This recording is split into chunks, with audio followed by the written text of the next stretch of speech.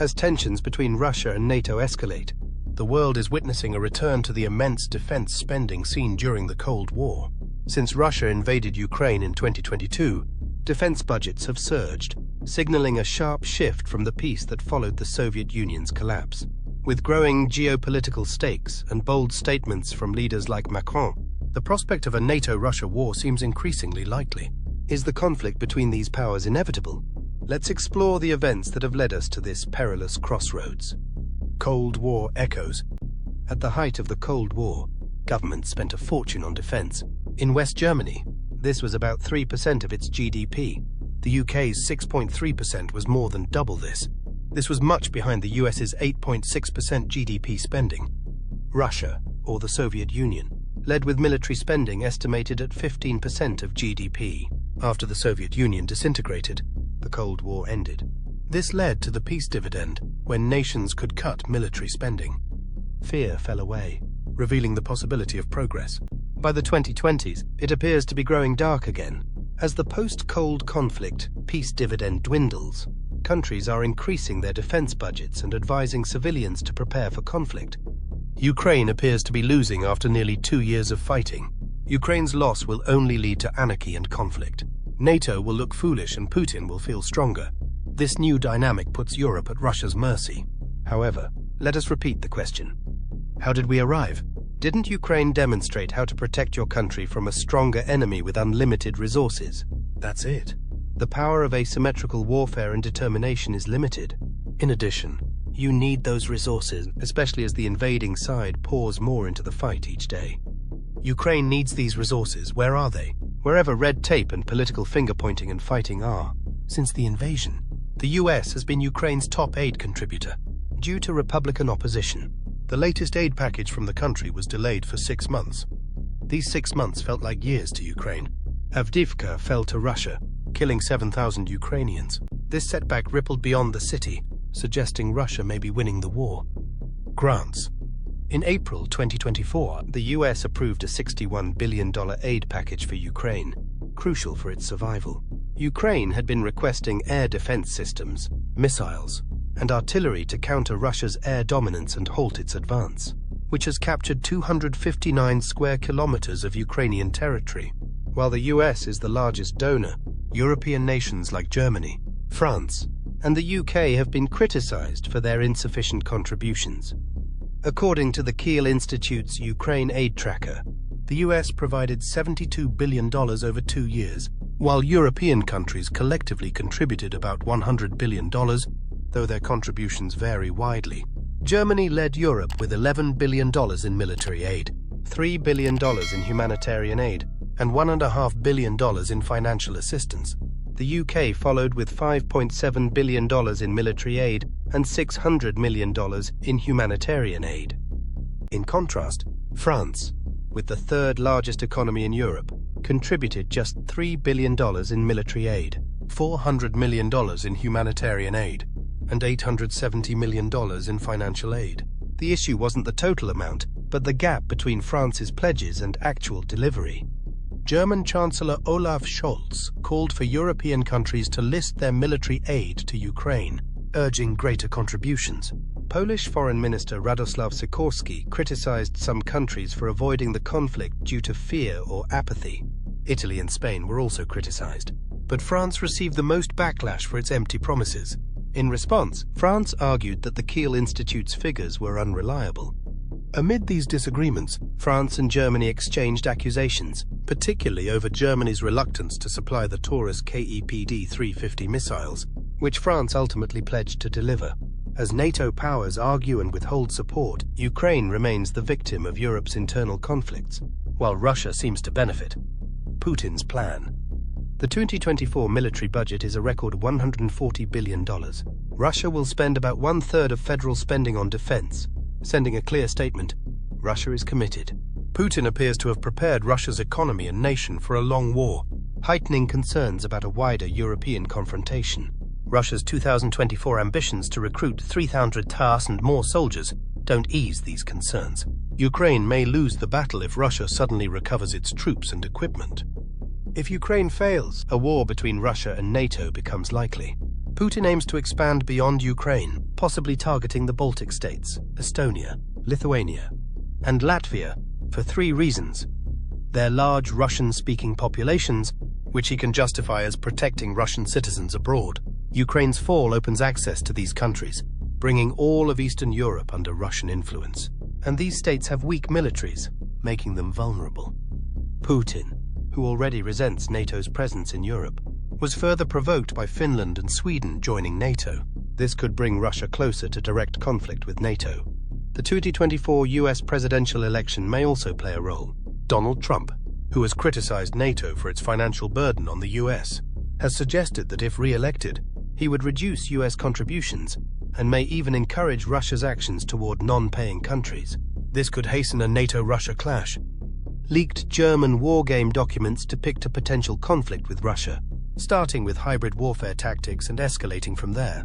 These include using asylum seekers as spies, overwhelming borders with migrants, covertly supporting political movements, and launching cyber attacks. Military drill.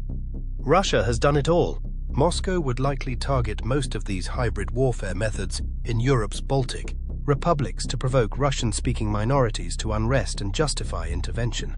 Russia wouldn't act immediately. No, it would first legitimize a huge military exercise like Zapad 2021 with the Baltic situation.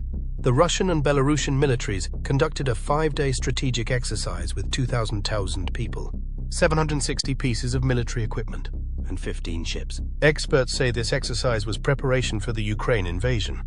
The projected Zapad 2024 military drill could lead to an attack on Baltic states and NATO. Given Russia's military losses in Ukraine, it wouldn't be able to amass so many troops and equipment for the practice this time. Germany expects at least 50,000 Russian troops to reach Belarus and Western Russia. Russia wouldn't attack. Instead, it would propagate NATO's impending move propaganda. This effective propaganda operation would benefit from NATO members' justified concerns about Russia's actions. Russia will discreetly send more troops and weaponry to Belarus and its Kaliningrad region between Lithuania and Poland, while warning about NATO. NATO members and Russian targets. Both countries share something else: NATO's strategic weakness against Russia, Svobodny Gap. The Svobodny Gap, a 96-kilometer undefined region in Eastern Europe, is considered NATO's weakest point and a critical strategic area. Russia seeks control over the Svobodny Gap to influence NATO's eastern flank. With tensions rising, Russia is expected to prioritize capturing this gap, potentially exploiting a chaotic situation following the US presidential election. Putin may be betting on a Trump victory, which could destabilize the US and create opportunities for Russia to incite border conflicts, similar to the 2022 Ukraine invasion. A Svobodny Gap incursion would require significant military resources, with Germany's war plan calling for 7,000 troops in Belarus, 2 tank divisions, and additional support. NATO would face limited options in such a scenario.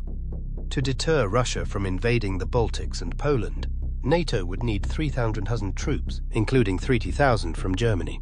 This strategy aims to prevent conflict, but may lead to full-scale war by 2025.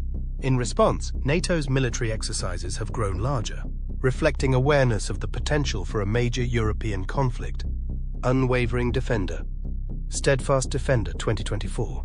NATO's largest military exercise since the Cold War runs from January 22 to May 31, 2024.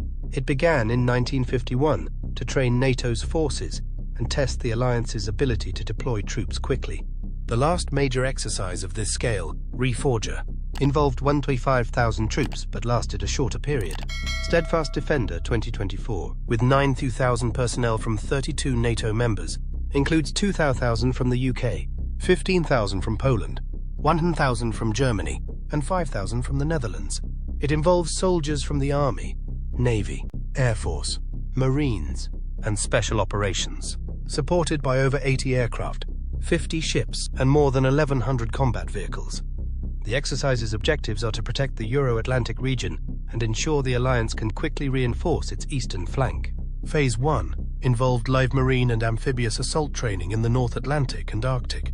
Phase 2 focused on rapid deployment across Europe, including exercises like Sabre Strike 2024 and the Nordic Response Exercise, which involved 2,000 troops, 50 ships, and 110 aircraft from 14 nations.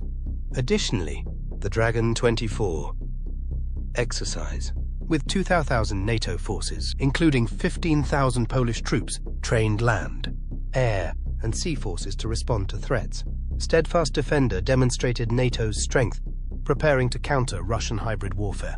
Following NATO's Military Council meeting in Brussels, preparations for an all-out war with Russia emphasized the importance of strengthening the industrial base and increasing weapon production to defend NATO territories. Number of troops. To replenish weapons and ammunition stocks due to the Ukraine war, most NATO countries need to boost production, a process that could take years. Meanwhile, Russia has ramped up its weapons production. Alongside weapons, mobilizing people is crucial, as civilians may need to support the war effort if an all-out war occurs. NATO countries must develop a mobilization system, especially since many face troop shortages. For example, as of January 1st, 2024, the UK military has 18,130 personnel, with 17.8% being volunteer reserves, reflecting a 3.7% decrease from 2023. The Royal Navy faces particular strain, having decommissioned 2 vessels to crew new frigates. Due to these issues, mandatory conscription is gaining traction, with Latvia already implementing it and the UK considering the rest. NATO citizens must also be prepared physically and emotionally for combat. This includes packing emergency kits with essentials like food, water, and medical supplies. Following Sweden's NATO accession, sales of such items surged, possibly due to poor war preparedness by the Swedish government. Civil Defense Minister Carl-Oskar Bohlin's warning of potential war in Sweden was met with panic, causing a surge in military supply purchases and overwhelming national hotlines. The Swedish government later apologized for the fear it caused. In conclusion, whether you expect a NATO-Russia clash or are positive about Europe's future, a new reality is coming. Your opinions on global stability are critical given the current scenario. Will conflict break out or can peace last? Leave your comments and subscribe for additional updates and conversations on this evolving subject. Stay tuned.